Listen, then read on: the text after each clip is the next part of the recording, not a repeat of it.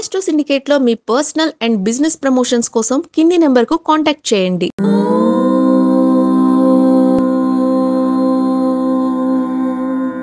ఓం శ్రీ గురుభ్యో నమః. హరి ఓం. శ్రియః కాంతాయ కళ్యాణ నిధయే నిధయేర్థినాం శ్రీ వెంకట నివాసాయ శ్రీనివాసాయ మంగళం. మంగళం కౌసలేంద్రాయ మహనీయ గుణాత్మనే చక్రవర్తి తనూజాయ సార్వభౌమాయ మంగళం. అందరికీ నమస్కారం. 12వ తేదీ నుంచి 16వ తేదీ మధ్యలో ఉన్నటువంటి షేర్ మార్కెట్ సమాచారం మీకోసం. షేర్ మార్కెట్ అనగానే నేనేదో అందులో లోపలికి వెళ్ళి నిష్ణాతుడిగా ఉండి ఈ షేర్స్ ఈ టైంలో ఇంత లాభం అని చెప్పడానికి ట్రేడింగ్ చేయట్లేదండి. జ్యోతిష అంశాలని బట్టి మీ అందరికీ ఏ షేర్స్ లాభాలు ఉండే అవకాశం ఉంటుంది, ఆ వారంలో లాభాన్ని పొందుకునే అవకాశాలు ఉన్నాయి, ఏ రాశి వారికి బాగుంటుంది బాలేదనే విషయాన్ని మీకు కూలంకషంగా సూచనగా చెప్పే ప్రయత్నం చేస్తాను. ఆ విషయాన్ని గమనించండి. ఎందుకంటే ధనయోగము, లాభస్థానము ఇవన్నీ కూడా మనకి ఏ రాశి వారికి బాగున్నాయి అన్న విషయాన్ని మీకు చెప్పడమే నా ధర్మం. ఇందులో కొన్ని షేర్స్ని మేము ఆ నామ నక్షత్ర ప్రధానంగా తీసుకొని మీకు ఏవి వృద్ధిలో ఉన్నాయో చెప్పే ప్రయత్నం చేస్తున్నాను.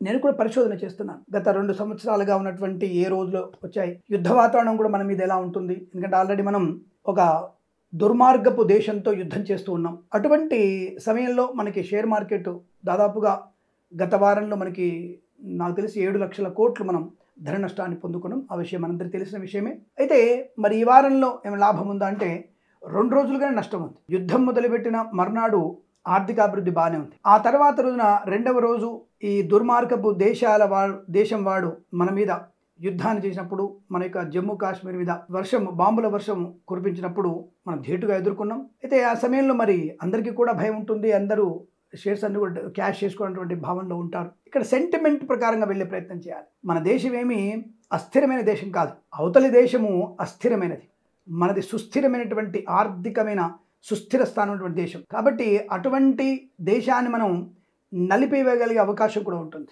అందులో మీరేం సందేహపడక్కర్లేదు. కాబట్టి అటువంటి సెంటిమెంట్ గుర్తుపెట్టుకోండి. కానీ తాత్కాలికంగా మనిషికి భయం ఉంటుంది. ఓకే, మనం షేర్లు విత్డ్రా చేసుకున్నాం, డబ్బు చేసుకున్నాం, ఏం చేస్తాం ఆలోచించండి. పిల్లల పేరు మీద రాస్తామా? షేర్లలోనూ అలాగే ఉంటుంది.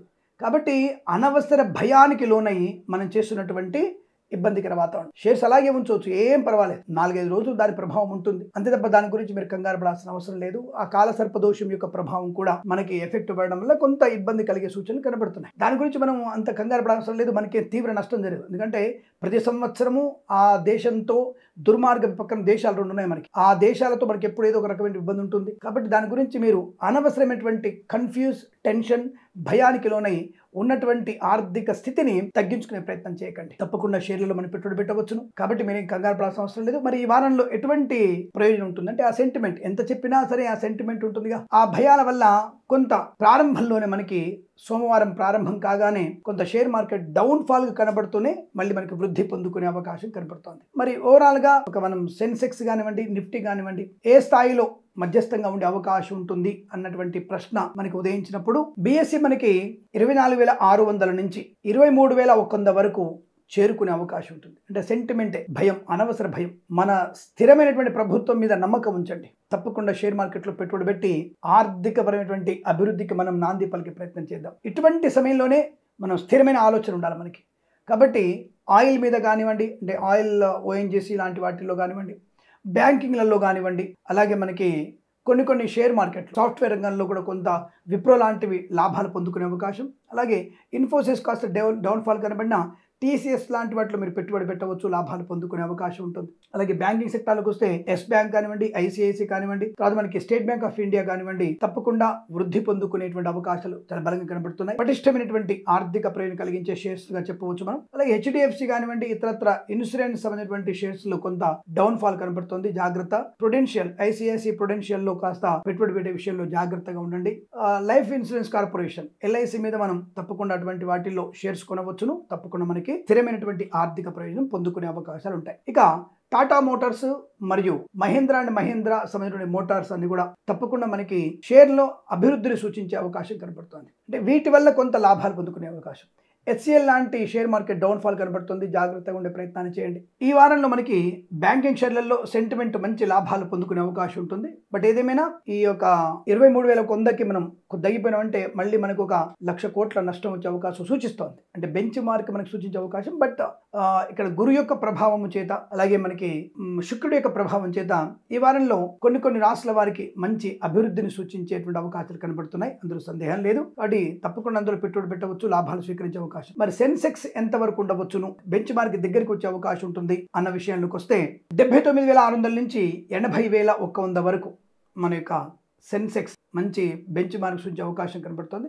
ఏదేమైనా కాస్త జాగ్రత్తలు తీసుకుంటూ సుస్థిరమైనటువంటి ప్రభుత్వం మీద భారతదేశం నమ్మకం ఉంచి షేర్ మార్కెట్లో పెట్టుబడి పెట్టడం మనకి లాభమే, అనుకూలంగా ఉంటుందన్న విషయాన్ని తెలియజేసుకుంటూ, యుద్ధ వాతావరణంలో తప్పకుండా మన సైనికులకి మంచి అనుకూలవంతమైనటువంటి పరిస్థితులు ఉండాలని కోరుకుంటూ, మన భారత సైనికులందరూ కూడా అనుకూలమైనటువంటి విజయాన్ని సాధించాలని, విశ్వవిఖ్యాతగా మన దేశం పేరు నిలబడాలని కోరుకుంటూ, మరి ఈ వారంలో ఏ రాశుల వారికి లాభము, ఏ రాశుల వారికి నష్టం ఉందో తెలుసుకునే ప్రయత్నం చేద్దాం. మేష, వృషభము, కన్యా, తులలు, ధనుసు, కుంభరాశి వారికి ఈ వారంలో షేర్ మార్కెట్లో మంచి లాభాలు పొందుకునే అవకాశాలు కనబడుతున్నాయి. మిథున, వృశ్చిక, మకర, మీన రాశుల వారికి సామాన్య ఫలితాలు ఉన్నాయి. దీర్ఘకాలికమైన పెట్టుబడి పెట్టవచ్చు, లాభాలు పొందుకునే అవకాశం ఉంటుంది. కర్కాటకము, సింహరాశి వారికి ఇద్దరికి కూడా నష్టాలు పొడచూపే అవకాశం ఉంది. కాబట్టి ఈ 2 రాశుల వారు ఈ వారంలో షేర్ మార్కెట్లోకి వెళ్ళకపోవడం మంచిదన్న విషయాన్ని గుర్తించండి. ఏదేమైనా మీ స్వీయ అనుభవాన్ని, మన యొక్క పెద్దవారి యొక్క సూచనలు, సలహాలు, మార్కెట్ యొక్క ప్రయాణము,